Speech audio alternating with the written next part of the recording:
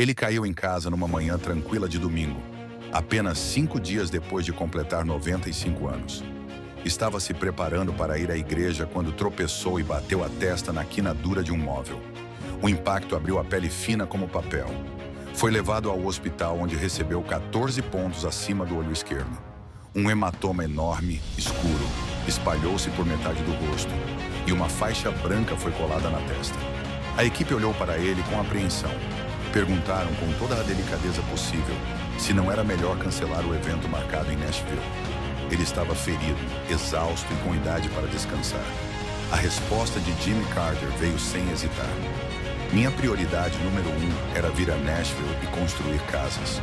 E naquela mesma noite, usando um boné dos Atlanta Braves, o rosto marcado por bandagens, hematomas e a teimosia de quem simplesmente se recusa a recuar, ele subiu ao palco do Ryman Auditorium. Centenas de voluntários se levantaram para aplaudi-lo. No dia seguinte, como se nada tivesse acontecido, ele estava no canteiro de obras, aos 95 anos, com um martelo na mão. Não era pose, não era espetáculo, era apenas quem Jimmy Carter sempre foi. James Earl Carter Jr. veio ao mundo em 1º de outubro de 1924, em Plains, uma cidadezinha da Geórgia com menos de 700 habitantes. A casa em que cresceu não tinha água encanada, muito menos eletricidade. Luxos que só chegaram quando ele já era adolescente. O pai era um fazendeiro disciplinado.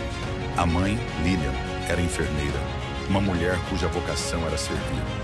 Tanto que aos 68 anos decidiu ingressar no Corpo da Paz, acreditando firmemente que ainda podia ajudar pessoas do outro lado do mundo.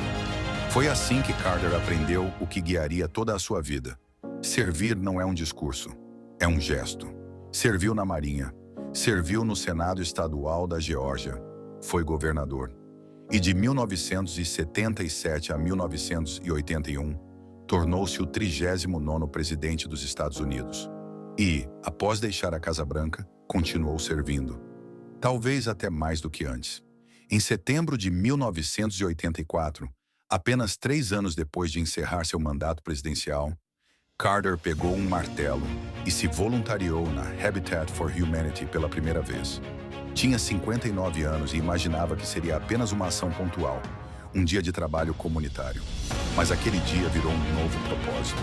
Ainda naquele ano, ele e Rosalind estavam caminhando por Nova York quando avistaram uma obra da Habitat praticamente abandonada, quase sem voluntários. Aproximaram-se, começaram a trabalhar, chamaram mais pessoas, transformaram um edifício deteriorado em lar para 19 famílias e nunca mais pararam. Por 35 anos, Jimmy e Rosalind Carter voltaram, ano após ano, ao trabalho. Sob chuva, calor, vento, doenças, viagens longas, país após país, telhado após telhado, sempre com o mesmo espírito humilde, construir algo para quem nada tinha. Então veio agosto de 2015. Carter tinha 90 anos quando os médicos encontraram um tumor no fígado. Depois da cirurgia, veio a notícia devastadora: melanoma metastático, uma das formas mais agressivas de câncer de pele. E o pior, as varreduras mostraram 4 pontos espalhados pelo cérebro. Sem tratamento, os médicos estimaram que ele provavelmente teria menos de 6 meses de vida. Jimmy Carter apareceu diante da imprensa com um sorriso calmo e declarou: "Tive uma vida maravilhosa. Estou pronto para o que vier." Os médicos iniciaram um tratamento novo, uma imunoterapia aprovada pelo FDA há apenas 1 ano antes, combinada com radioterapia extremamente precisa. E então, algo quase milagroso aconteceu. Funcionou. No fim de 2015, poucos meses após o diagnóstico, Carter foi oficialmente declarado livre do câncer. E fez o que sempre fez. Voltou a construir casas. Em 2019, ele caiu e fraturou o quadril. Recuperou-se. Voltou ao trabalho. Depois veio aquela manhã de domingo, 5 dias após celebrar seu aniversário de 95 anos, quando voltou do hospital com 14 pontos na testa e um rosto roxo de hematomas. Mesmo assim, colocou seu boné, subiu ao palco do Ryman Auditorium naquela noite e no dia seguinte estava de volta ao canteiro de obras, martelo firme na mão. Ao longo de mais de 4 décadas, Jimmy e Rosalind Carter ajudaram a construir, reformar e restaurar mais de 4.400 casas ao redor do mundo. Trabalharam lado a lado com mais de 100 mil voluntários. Famílias inteiras que antes não tinham nada passaram a ter algo sólido, algo seguro, algo seu. Porque um homem que teve tudo continuou indo onde era necessário. Jimmy Carter morreu em 29 de dezembro de 2024, em sua casa em Plains, Geórgia, cercado pela família.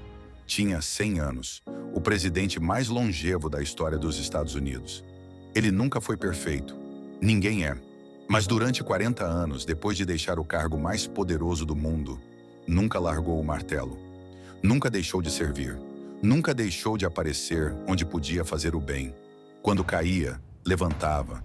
Quando adoecia, tratava-se e voltava ao trabalho. Quando seu corpo pedia descanso, ele respondia que ainda havia alguém esperando por um lar. Muitos dizem acreditar em algo. Jimmy Carter construiu aquilo em que acreditava.